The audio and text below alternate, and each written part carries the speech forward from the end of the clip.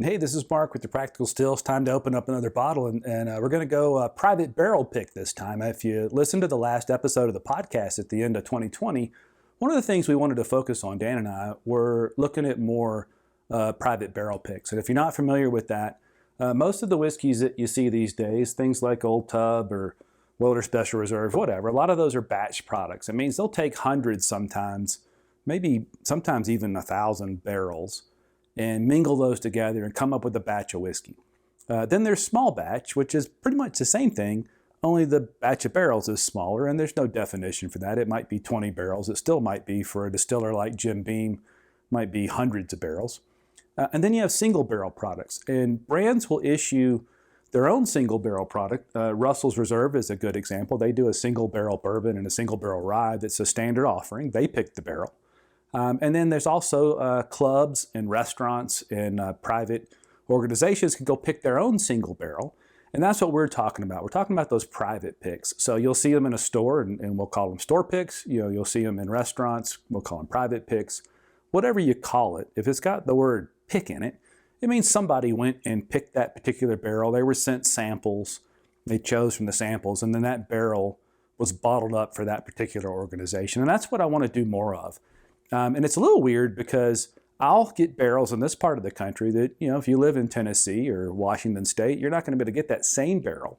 But we can talk about the whiskey itself and how it relates to a standard offering, if there is one, or what else you might find in that same genre or same distillation technique in your area of the country that might help you narrow down on that and find something a little unique. So that's something we want to focus on. And the first one I'm going to do that with this year is from Copper Sky Distillery, and that's here in Longmont, Colorado, just up the street from where I live in Erie.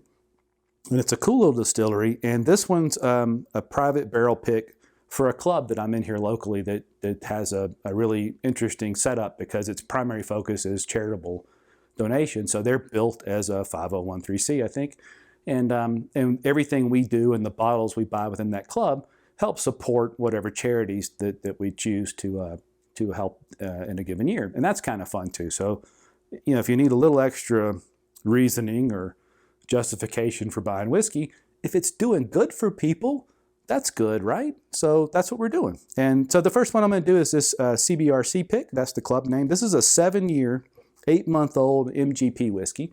And maybe you're nodding your head now going, oh yay, another MGP pick. I might often do the same thing because it does frustrate me a bit to look at the big shelf full of whiskeys in the store and know that of those hundreds of bottles, 30% of them came from the same distillery. And it's certainly true that what a particular non-distilling producer does with that whiskey can certainly have a dramatic impact on what it tastes like in the final product. But sometimes I get tired of that. I want something a little different, and I want something that, wasn't produced in a gigantic factory that just produces whiskey and lets other brands sell it. But the leader of this club has an amazing palate. And if he jumped down on this and he actually did this pick with the owner of Copper Sky Distillery, and if he looked at this one and went, this stands out, I want to try it. And luckily, we know I like unfiltered or unfiltered whiskeys.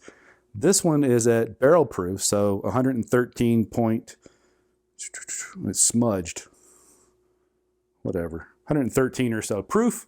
It is unfiltered. It is nice and dark. I'm looking forward to trying it. I'm glad y'all are here with me. Thanks for letting me go through that rather long explanation. Nice sound for a synthetic cork.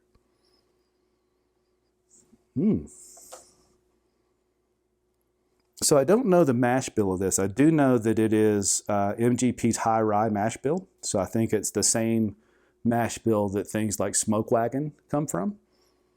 It's got a beautiful nose. There is an interesting bready, I don't know, a bread or a biscuit kind of flavor going on. Beautiful.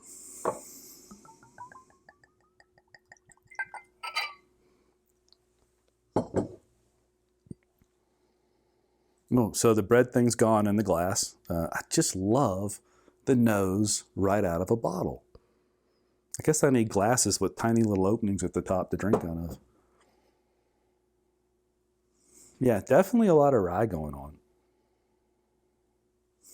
The proof, what's odd is it doesn't singe the nose like a high proof whiskey will, but you definitely smell the proof. The legs are light, color's good. It smells wonderful.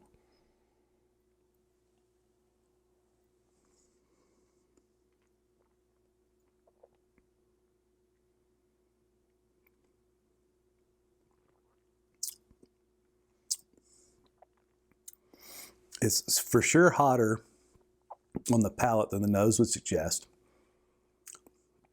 That high rye note is there. There's definitely I get a little bit of mint in there, like you would on a kind of on a low rye whiskey.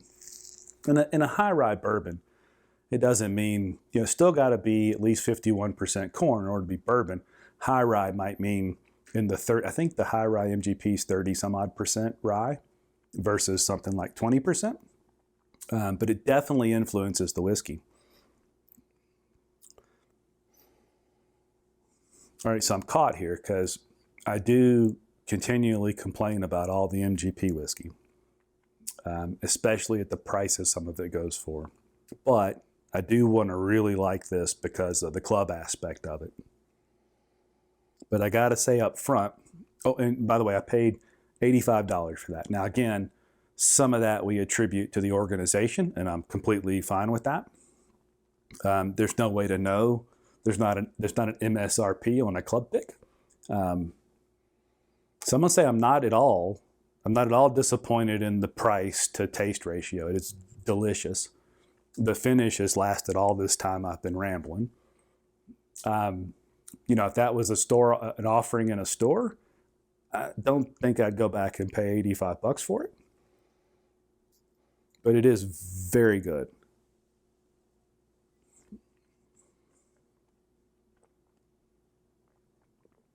Yeah. So here's the piece that matters most to me. It's the flavor's obviously important, but the two things that really matter are the feel. I drink whiskey because I enjoy whiskey. There's a visceral enjoyment of it. When a whiskey can coat my entire palate, and when the finish can hang around so long, and finish, if you drink 130 proof whiskey, and the finish to you is your mouth burns for 45 seconds or 2 minutes when you're done, that's not finish. That's just your mouth's on fire. I'm looking for flavor. In this whiskey, that flavor, especially the mint and the herbaceous, the herbal feel of a rye whiskey, it really hangs around. So this is I think it's a delicious whiskey.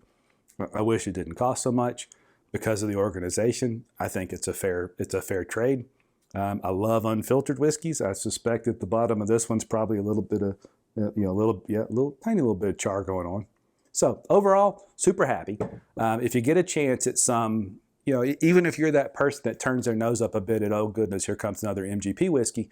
If you get a chance at something that somebody whose palate you respect, like I do with the fellow that runs this club, and you get a chance at a barrel proof, an uncut whiskey, and you get a chance without filtration, MGP or not, you got to take that chance. And anything under $100 in today's market is a fair deal to give it a shot. So I'm pretty happy with this one.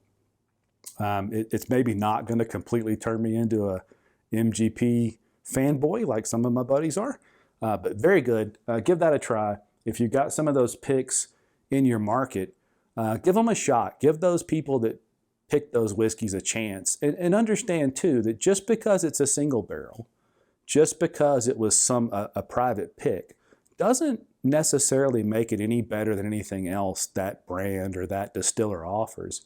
The person picking the whiskey may not know what they're doing, so you really have to take a little time and understand how somebody approaches that. Are they looking for something completely off profile from other whiskeys in that distillery?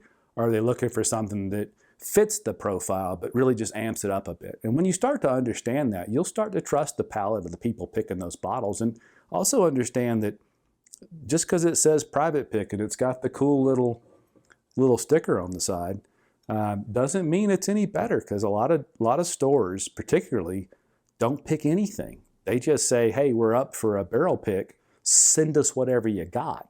It doesn't mean they picked anything. And then the next step is maybe they got sent some samples, but they weren't standing in that distillery picking that. So samples are fine, but just understand there's different levels of private pick, and it doesn't guarantee you anything. Nothing's guaranteed. In whiskey, it's a distillate put in a barrel and left in a warehouse for years at a time. So many factors contribute to that. In this case, I'm in good shape. I'm going to enjoy drinking this whiskey. Let me know what you think. Are your local stores doing store picks? Are you doing any kind of private barrel pick? And does that really matter to you over standard offerings from big distilleries? I'd love to know. So leave me a comment down below. Subscribe to the channel if you haven't already. That way you get notification when we post these videos, and let us know what you think. Are we doing a good job? Are we not doing a good job? How can we improve? And I look forward to hearing from you. Cheers.